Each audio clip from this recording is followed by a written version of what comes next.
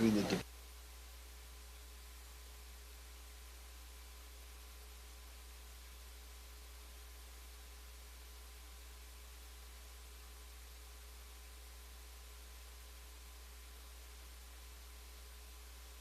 Good, Alana? Good afternoon, everybody. Welcome to the school named after Alvio Sears. So we have to give him, Congressman Sears, a shout out in absentia. Thank you, Mayor, for hosting us so graciously. County Executive Congressman, great to be with you. To the mayors, to the legislators, to the representatives of mayors, thank you for being here. I've got something which is, unless it's changed since I walked in here, Aliana can check this, just to say something off topic, that there is a tornado watch until 10 p.m. tonight in at least 6 counties: Mercer, Hunterdon, Warren, Burlington, Camden, Gloucester. Ready.nj.gov is always a good place to go, ready.nj.gov. We had some pretty nasty weather last night, and it sounds like we are preparing for some nasty weather tonight. We had, I think, a very good and frank exchange, largely centered around the budget. We've now done these now about a half a dozen times, and in many respects, the budget runs as much through Hudson County as it does through any other county. So I went through the 4 pillars: saving money, restoring fiscal stability, historic investment in the middle class, tax fairness and equity. We talked a little bit on that last piece about how the fact the numbers are coming in a little bit better this year, that if we get the millionaire's tax, we're committing to an incremental beyond what we were already committed to, $250 million of direct property tax relief. I thought it was a very good discussion and a frank discussion. So, for instance, this is a county that is exploding in its demographics. And as Mayor Turner said, and as Angela McKnight talked specifically to a community like Jersey City, some of the formulas that are historically in place don't necessarily have an accurate sense of the reality as it relates to public education money, as an example. We talked a lot about transportation, NJ Transit, and the importance of its strength to this county, almost unlike any county in the state. Congressman Payne gave his input on the current state of play in the federal side of the House on Gateway and the family of Gateway projects. And then we had some specific transportation points: Route 440, Pulaski Skyway, 280 and implications in the western part of the county, PATH trains. I thought a very good discussion. We've got a homework sheet that our team and I have to go away and come back and figure out where we can find common ground in some of the open items. I didn't sense much dissent, you should tell me, around the general pillars of our budget, and that was a good discussion. And again, I thank everybody on a school day, in a school no less, for taking time to be with us and have this discussion. Maybe a quick word on behalf of the mayors from our host mayor, newly minted Mayor Gabe Rodriguez. Absolutely. Thank you, Governor. I think it is a treat to see our governor once again in the town of West New York, visiting with our county leadership. I think it's a testament to what he has always said. He is practicing what he has preached, giving us a one-on-one. I think it's safe to say our county, while it shares many of the same issues that the state does, it is a unique county that deserves special attention to those unique issues. And so to see him here addressing those things is a pleasure and an honor. We want to thank you, Governor, for being here. Thank you, Mayor. That means a lot. County Executive, anything to add? Thanks for coming. We really appreciate it. You know, it's not always that we get the opportunity to speak to the guy at the top of the pie here, and we appreciate that. I think I understand a lot more of where you're going with your budget. I think that we realize that you're not just kicking the can down the road, that you're trying to solve some problems not only for this year, but are systemic problems that need attention. And it was fun, I think, for all of us to get your ear in some of our specific problems that we have in Hudson. So you're welcome to come back anytime. Thank you, man. I appreciate that. Two other quick points. There's nothing like a face-to-face discussion. I think you've each made that point, so I want to thank everybody for taking the time to do that. And secondly, I missed one topic we discussed at length, and that is access from Hudson County, particularly prospective employees to the American Dream Project.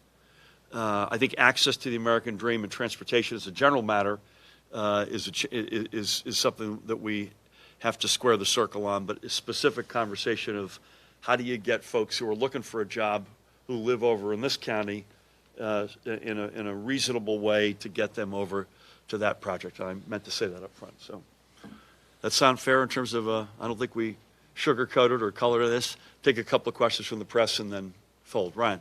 Governor, there's been some confusion about if you get a budget from lawmakers, it doesn't include a millionaire's tax.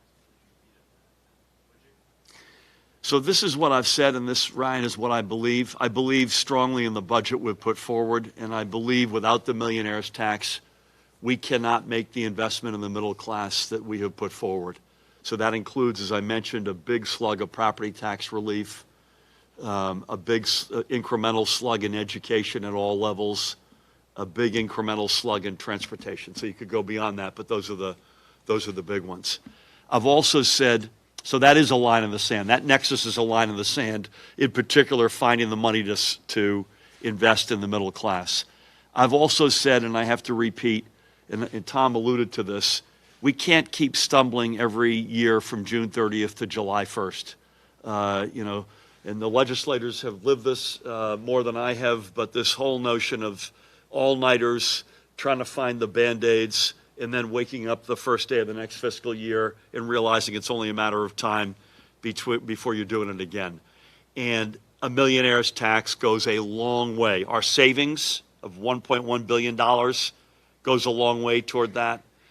Stabilizing our fiscal house, investing in the middle class, having a source of revenue that is reliable and meaningful, plus or minus $500 million, is a big deal and allows us to get what I've just said to become a reality. Not just make those investments, but not to live hand to mouth.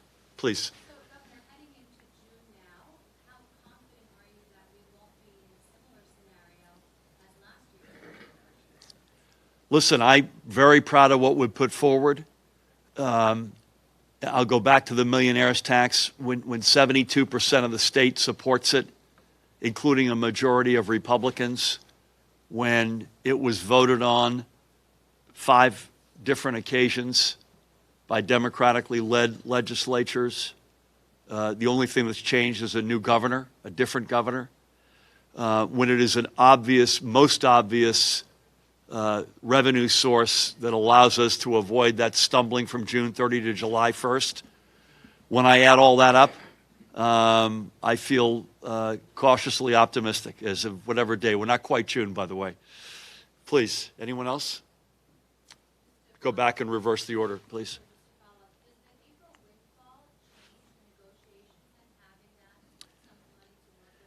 It changes it in one respect and doesn't in another. So managing the state from April to May is of little consequence. The question is, how are we going to manage the state over the next decade?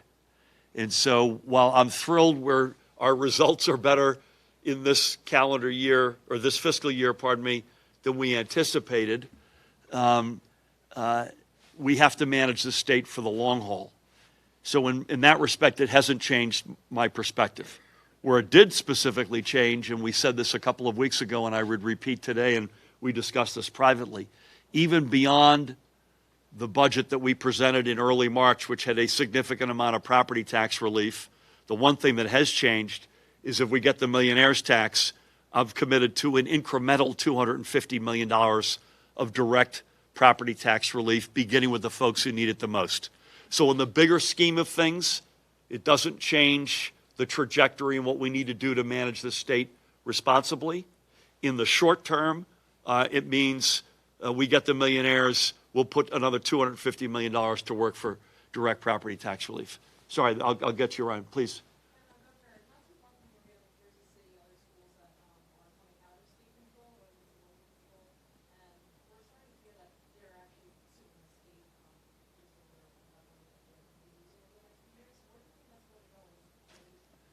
Well, we had a good discussion. Angela brought it up. Nicholas was right beside her. I think we had a very good discussion of the uniqueness in Jersey City's school funding formula, and it is literally unique in the state.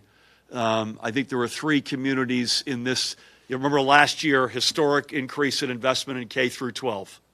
This year, another huge slug, not quite as big as last year. If you look at the Hudson communities, 3 communities have a little bit less. 3 communities have less this year than they had last year. And I'm not making light and saying a little bit, but a couple of communities are here, both Weehawken and Hoboken, measured in the hundreds of thousands of dollars. The Jersey City number is 27 million. And so that requires, this is a unique community. It's one of the most important communities in our state. Angela and Nicholas were very good in sort of raising, can we figure out creative ways to square this circle? The payroll tax goes a significant way in that direction. That's an important step, and that was last year's, initiated last year, and that goes a significant step. But I think we need to continue to talk, be creative, and make sure in Jersey City and every community, every kid in the state gets their shot at a great education. Please. Senate President Sweeney told Tom Moran that he thinks the Senate should override your veto of this small dark money bill. What have you been doing to avoid that sort of situation? So I didn't see that, but let me again roll the clock back. We conditionally vetoed that bill because A, I have an obligation to sign things that are constitutional, and notwithstanding, I think, a strong and heartfelt passion on behalf of the sponsors to do the right thing, and I don't question that at all, we couldn't sign what we got. So we made it, in my humble opinion, a lot better and a lot stronger, and have sent that back. We've spoken to each of the prime sponsors, and we're continuing to speak to them. I am proud of what we sent back. We think we've done the right thing. I think we all want to achieve the same objective, which is being on the right side of transparency, being on the right side of a fair and open democracy. That's not in question, and we said right away that we would sit with the sponsors, and we've done that. But we feel strongly that what we got is not as good as what we've given back, and we think what we got was not constitutional, and what we've given back is constitutional. I want to thank everybody for coming out, in particular the group around this horseshoe have committed a couple of hours of your Wednesday afternoon. It means a lot. In so many respects, as Hudson County goes, so goes the great state of New Jersey. So to each and every one of you, I say thank you. Thanks, everybody. Thank you. Thanks, man. Nice job. Thank you. Thanks, man.